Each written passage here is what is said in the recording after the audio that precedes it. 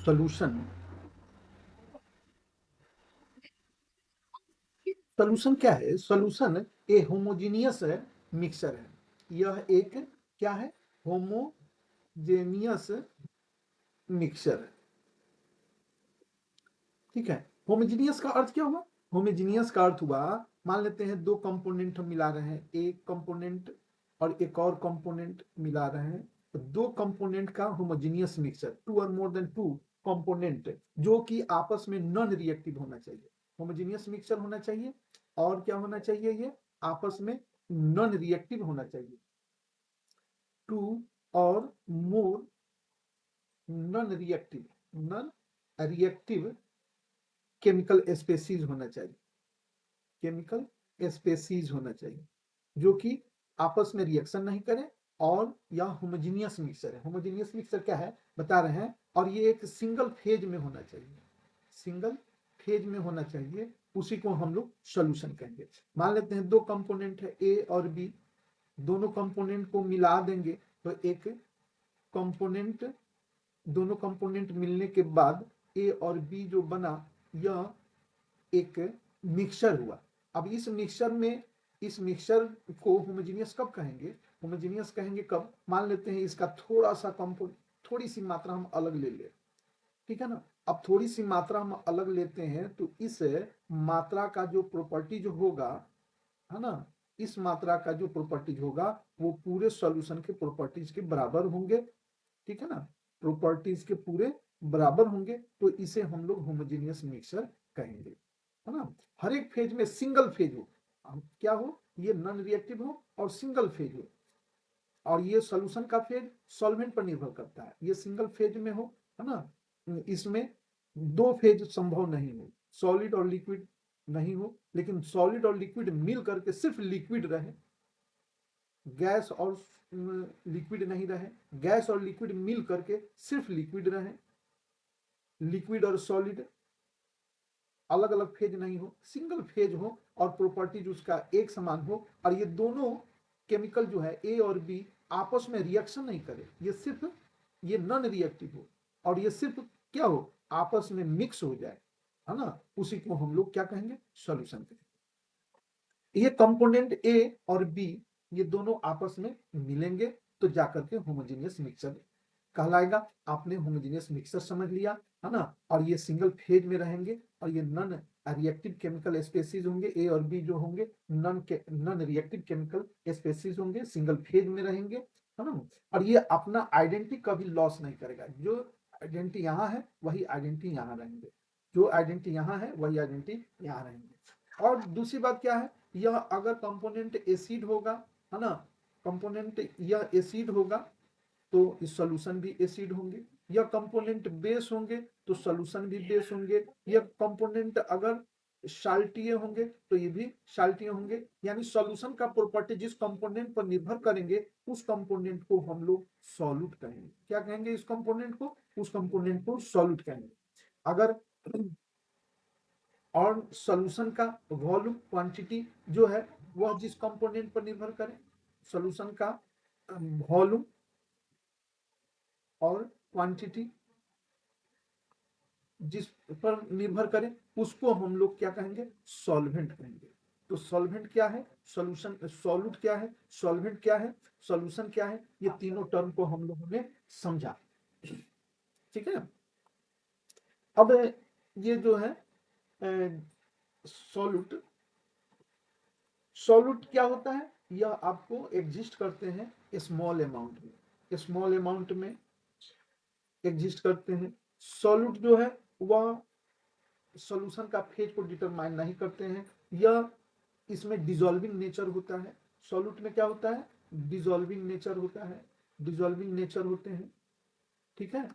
और इसका प्रॉपर्टी जो होते हैं ना, सॉल्यूट की प्रॉपर्टी जो होती है उस पर सॉल्यूशन की प्रॉपर्टीज निर्भर करती है, सॉल्यूट की प्रॉपर्टीज पर ही सॉल्यूशन का प्रॉपर्टीज निर्भर करता है। सॉल्वेंट क्या है? सॉल्वेंट जो है वह आपको, या इस मैक्सिमम अमाउंट रहते हैं, यह आपको मैक्सिमम अमाउंट में रहते हैं, है ना। और यह डिटरमाइन करता है सॉल्यूशन के फेज को, यह क्या करता है? सॉल्यूशन के फेज को, सॉल्यूशन के फेज को आपको डिटरमाइन करता है कि सॉल्यूशन किस फेज में है ना। इसमें जो है ना सॉल्बिलिटी, इसमें जो है डिसॉल्विंग का नेचर होता है, इसमें जो है ना सॉल्वेंट में सॉल्बिलिटी का नेचर रहता है, इसमें आपको सॉल्बिलिटी का नेचर आता है।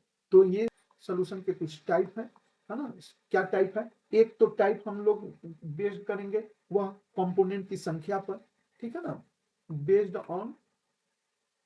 On number of component, number of component के आधार पर, है ना। यदि कंपोनेंट 2 हो तो उसे हम लोग बाइनरी सॉल्यूशन कहेंगे, और हमारे सिलेबस में बाइनरी सॉल्यूशन ही पढ़ना है, एनसीईआरटी देखेंगे तो पता चलेगा। अगर कंपोनेंट 3 हो तो हम लोग इसे टर्नरी सॉल्यूशन कहेंगे, अगर कंपोनेंट 4 हो तो इसे हम लोग क्वाटर्नरी सॉल्यूशन कहेंगे, ठीक है ना। तो ये आपको टाइप हुआ, किस पे आधारित है ये टाइप? यह टाइप जो है वह कंपोनेंट की संख्या पर आधारित है, ठीक है।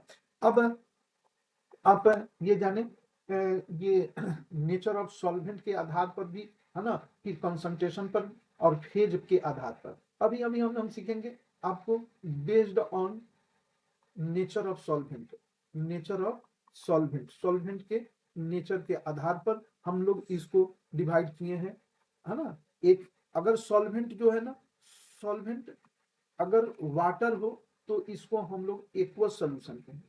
क्या कहेंगे? इसको एक्वस सॉल्यूशन कहेंगे। यदि सॉल्वेंट आपको नॉन वाटर हो, ठीक है, तो इसको हम लोग नॉन एक्वस सॉल्यूशन कहेंगे, नॉन एक्वस सॉल्यूशन कहेंगे। तो ये सॉल्वेंट के नेचर के आधार पर हम लोग क्लासिफाइड करेंगे। फिर हम लोग कंसंट्रेशन के आधार पर सॉल्यूशन को क्लासिफाइड करेंगे, बेस्ड ऑन कंसंट्रेशन। क्या है कंसंट्रेशन? आगे में पढ़ाएंगे कंसंट्रेशन के आधार पर इसको हम क्लासिफाइड करेंगे। एक को कहेंगे डाइल्यूट सॉल्यूशन, एक को क्या कहेंगे? Dilute solution. डाइल्यूट सॉल्यूशन किसे कहेंगे? डाइल्यूट सॉल्यूशन जिसकी कंसंट्रेशन लेस देन आपको 0.1 मोलारिटी से कम हो उसे डाइल्यूट सॉल्यूशन कहेंगे। और दूसरा है आपको, है ना, concentration solution. Concentration solution, concentration solution हम लोग किसे कहेंगे? कंसंट्रेशन सॉल्यूशन जिसमें आपको ये कंसंट्रेशन जो है हायर देन 0.1 मोलारिटी, 0.1 मोलारिटी से अधिक हो तो उसे हम लोग क्या कहेंगे? उसको कहेंगे हम लोग कंसंट्रेट सॉल्यूशन, ठीक है ना। अब हम क्लासिफिकेशन करेंगे based on physical state, based on the physical state of solvent. Solvent के फिजिकल स्टेट के आधार पर हम लोग इसको क्लासिफाइड करेंगे। पहला है आपको solid solution, solid solution, solid solution. Solid solution में आपको सॉल्यूट जो होगा वह गैस हो सकते हैं, लिक्विड हो सकते हैं, सॉलिड हो सकते हैं, लेकिन सॉल्वेंट जो होंगे वह हमेशा आपको क्या रहेंगे? सॉलिड रहेंगे। सॉल्वेंट हमेशा क्या रहेंगे? सॉलिड रहेंगे। तो इसको हम लोग क्या कहेंगे? इसको कहेंगे हम लोग सॉलिड सॉल्यूशन। क्या कहेंगे? इसको सॉलिड सॉल्यूशन कहेंगे, जिसमें सॉल्यूट गैस हो लेकिन सॉल्वेंट सॉलिड हो, है ना, सॉल्यूट लिक्विड हो लेकिन सॉल्वेंट सॉलिड हो, सॉल्यूट सॉलिड हो और सॉल्वेंट भी सॉलिड हो, तो उसे हम लोग सॉलिड सॉल्यूशन कहेंगे। एग्जाम्पल के तौर पर आप देख लीजिए H2 को, H2 गैस है ना, H2 को हम लोग अगर पीडी में डिजोल्व कराएं तो आसानी से ये डिजोल्व हो जाएंगे। ये होमोजेनियस मिक्सचर जो बनेगा उसको हम लोग सॉलिड सॉल्यूशन कहेंगे, जिसमें कंपोनेंट जो है ना सॉल्यूट कंपोनेंट गैस के रूप में है और सॉल्वेंट कंपोनेंट आपको सॉलिड के रूप में है। दूसरा है एग्जाम्पल आप देख लीजिए लिक्विड सॉल्यूशन के लिए, है ना, जितने भी हाइड्रेट साल्ट है, चाहे अमलगम एक अच्छा एग्जाम्पल होगा। अमलगम जो होगा, अमलगम, है ना, अमलगम में आपको लिक्विड मरकरी हो गया, है ना, और सॉलिड आप सोडियम ले लीजिए, जिंक ले लीजिए, कुछ भी ले लीजिए सॉलिड। तो ये सोडियम जो है, ये मरकरी जो है लिक्विड जो सॉल्यूट के रूप में है, वह आकर सोडियम में जाकर के डिजोल्व हो जाएंगे, तो उसे सोडियम अमलगम जिंक में डिजोल्व हो जाएंगे, तो जिंक अमलगम कहेंगे। तीसरा एग्जाम्पल है आपको solid in solid, solid in solid. तो सॉलिड इन सॉलिड में जितने भी एलॉय होंगे, है ना, जितने भी एलओआई होंगे वो सभी के सभी आपको सॉलिड सॉल्यूशन के अंतर्गत आएंगे। अब जैसे एग्जांपल देख लीजिए, जर्मन सिल्वर। जर्मन सिल्वर नाम से लग रहा है कि ये इसमें क्या है, सिल्वर है, लेकिन जर्मन सिल्वर में सिल्वर नहीं होते हैं, ये खनिज कॉपर निकेल जिंक रहते हैं, है ना, खनिज कॉपर निकेल जिंक रहते हैं। उसी तरह आपको ब्रास है, ब्रॉन्ज है, ये सब जर्मन सिल्वर है, ब्रास है, ब्रॉन्ज है, ये सब सॉलिड सॉल्यूशन के अंतर्गत आते हैं। ठीक है ना। अब बढ़ते हैं हम आगे, है ना।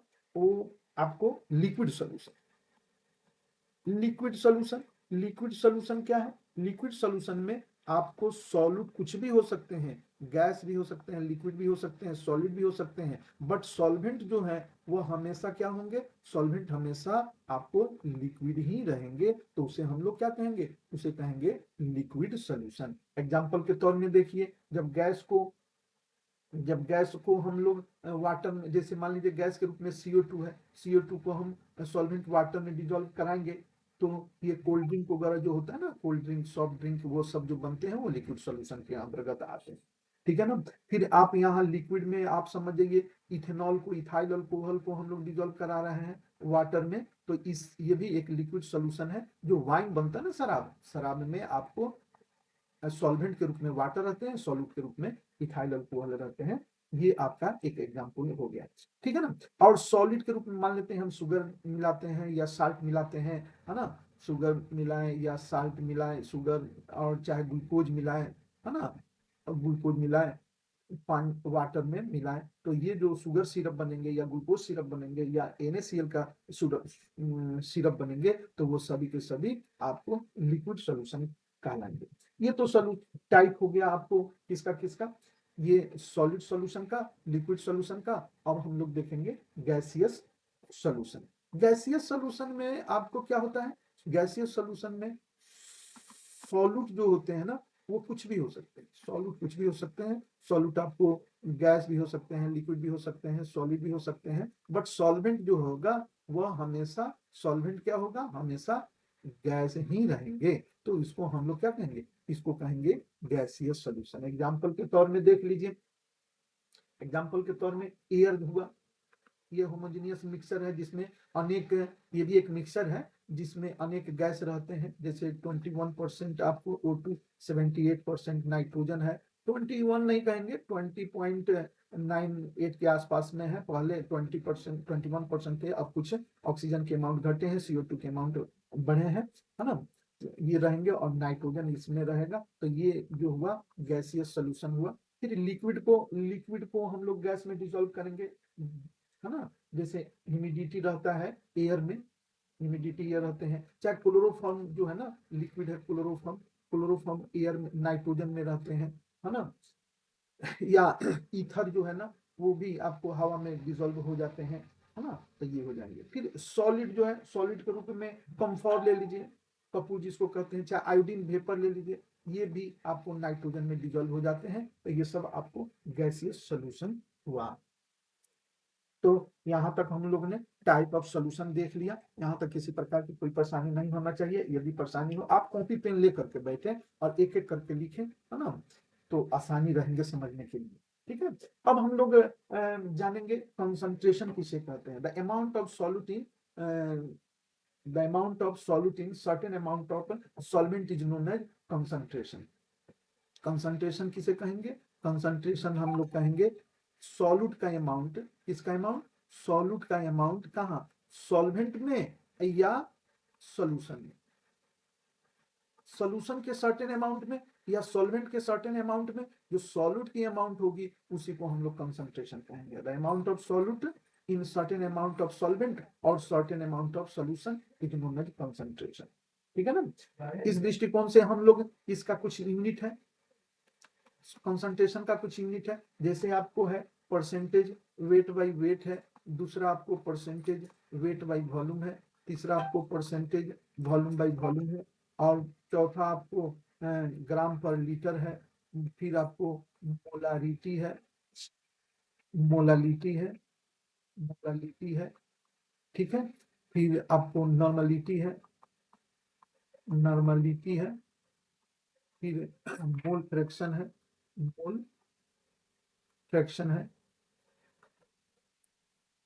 मोल फ्रैक्शन है, पार्ट पर मिलियन है, पार्ट पर मिलियन है, ये सब आपको यूनिट है कंसंट्रेशन के। ठीक है ना। अब इसको हम बारी बारी से स्टडी करेंगे।